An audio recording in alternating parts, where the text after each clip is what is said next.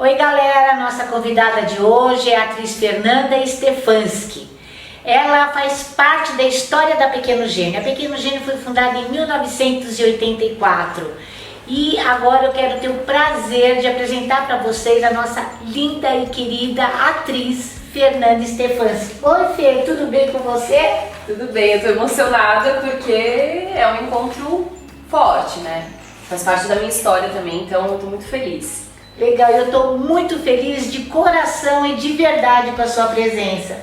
Fê, você tem ideia de que ano você entrou aqui na Pequeno Gênio? Foi em 86. 86. Eu tinha 6 anos, eu ia fazer 7 anos, então foi isso, 86. Gente, era uma belezinha, porque ela chegava Regina, mãe dela, e a Jaque, a irmãzinha, que a gente vai ter oportunidade de conhecer também. E vinham as duas de trancinha, fitinha e vestidinha, e a Regina no meio e as duas de mãozinha dada. As duas iguais, né?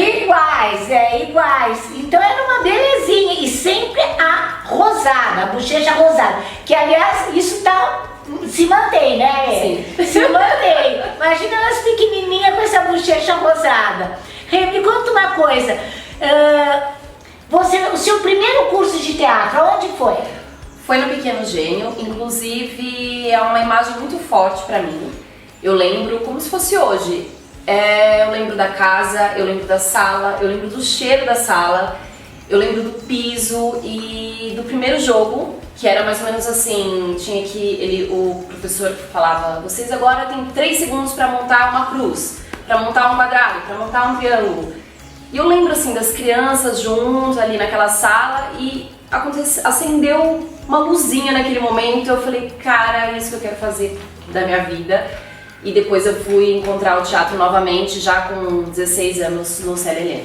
Enfim, daí você foi, a Fê sempre foi assim, além de talentosa, gente, ela sempre foi focada. Ela era daquelas crianças focadas. Ela ia no teste, ela fazia lição de casa, ela ia pro teste, estudava, e ela sempre morou muito longe de tudo onde aconteciam os testes, então sempre levava lá o material dela escolar, sempre foi boa aluna, né? Não é porque deixou nunca faltou escola, faltou, Fê? Não, era uma coisa maluca, porque a gente conciliava o trabalho com o estudo, e nesse sentido eu acho que os meus pais, eles foram fundamentais, assim, sempre muito lúcidos em relação a essa carreira. E principalmente meu pai não afrouxava, então era uma coisa assim, você quer fazer isso, você vai fazer, mas você não vai baixar a nota no colégio. Então a gente tinha que dar conta, né, literalmente sambar ali, porque tinha que tirar 9,5 de média. E mesmo assim ele falava, porque não tirou 10. Então Tinha que estudar. Tinha que estudar muito. Tinha que estudar, gente, ela sempre estudou, sempre focou, né, tanto no estudo quanto na carreira, né, Fê? E aí ela fez USP, né? Exatamente.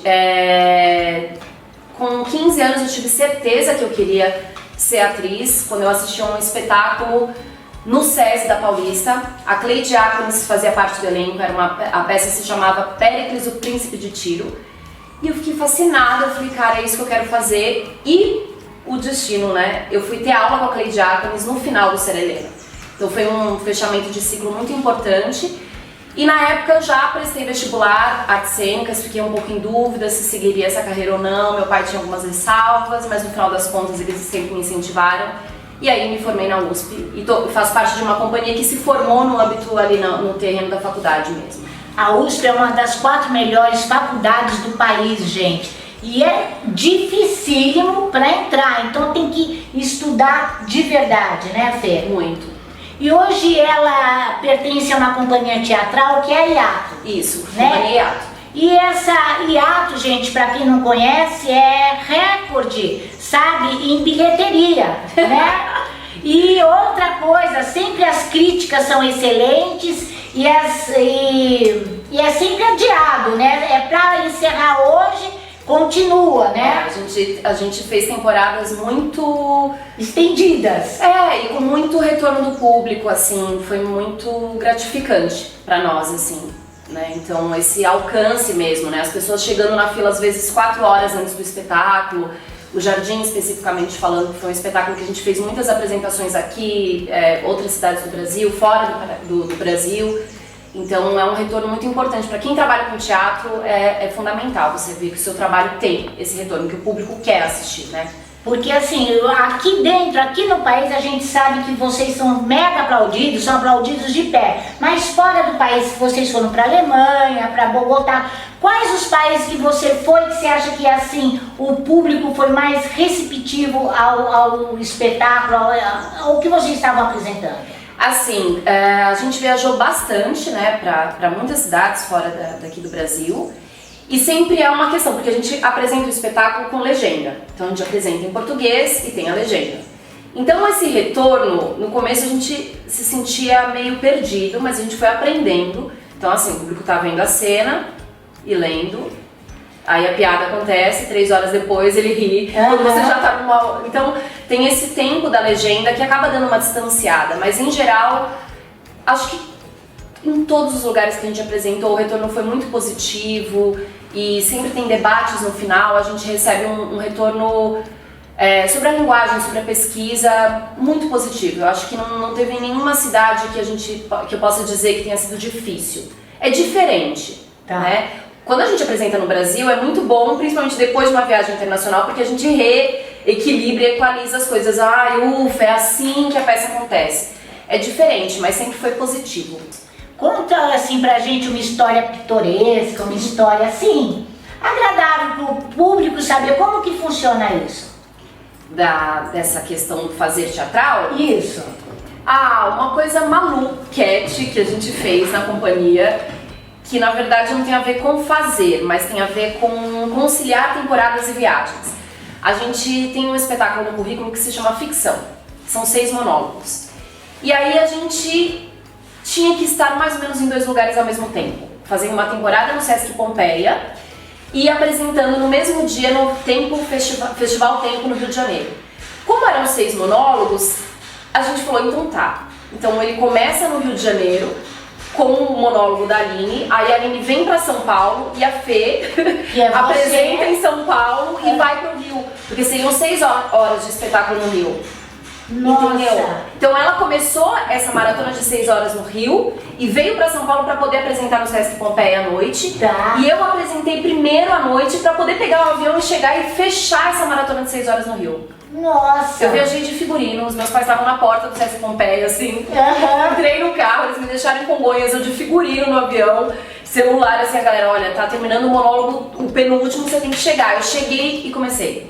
Foi assim, eu cheguei nos aplausos do meu companheiro, que era o Thiago, no caso, e foi uma loucura, assim, um estresse. Muita sorte, né? Muita sorte. Porque se um avião atrasa, qualquer coisa costuma acontecer, tá ia dar ferrada. muito errado, exatamente. Mas deu certo e foi um ensinamento, a gente falou, Muita beleza, sorte, a gente não vai mais fazer isso. Isso foi bem maluco, porque tem essa natureza mesmo do teatro, que é a presença que... E o que acontece, né? Às vezes um acidente, como que você faz, né? Cancela um espetáculo, um ator se machuca em cena, eu já quebrei o pé em cena, fazer cirurgia, e foi até o final. Então assim, o teatro tem umas coisas malucas, né?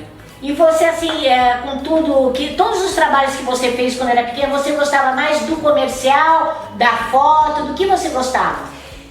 Eu acho que eu gostava mais das fotos, porque geralmente com vídeo eu fico muito tímida, eu começo a ficar vermelha, já estou. Aí eu começo a ficar vermelha, eu começo a sentir que eu tô ficando vermelha, daí eu começo a olhar pras pessoas, aí as pessoas olham e percebem que eu tô ficando vermelha, daí começa a virar... É uma loucura isso, por que eu gosto disso, né? Passar por essa situação de ansiedade. Agora a foto é diferente. Por exemplo, o Miro, que é um fotógrafo isso, muito importante muito. No Brasil e fora. E a gente teve o privilégio de trabalhar com ele. Eu tinha, sei lá, 8 anos e aprendi muito de fotografia com um cara que, assim, é um mestre disso. É um mestre o Miro, gente. Muito, super mestre, famoso naquela época e até hoje. Até hoje. Então, pra mim, era uma coisa estar diante das câmeras, mas pra fotografar, eu fico mais à vontade. Eu sinto que parece... É muito diferente do que falar, enfim. Eu acho que eu preferia as fotos, mas fiz mais trabalho em vídeo do que com fotos, com né? fotos. Legal. E Fê, pra gente encerrar, qual dica você pode dar pra essa modelada que tá começando? O que fazer, o que deixar de fazer? Como se comportar também num teste? Então eu acho que tem a ver com isso, assim, com você, apesar de ser uma profissão que lida muito com a imagem, muito não, que depende da imagem, né, que está estruturada nisso, você não deixar de lado a sua naturalidade, a sua presença de verdade, mas se é que é possível, mas estar mais próximo da sua natureza, né, não se violentar, né, não se falsificar. Então acho que família, profissionais e espontaneidade, não trair a sua natureza, acho que é isso. É difícil dar conselhos, né? E aí, valeu, galera. Beijos, Obrigada. beijos pra todo mundo. Tchau.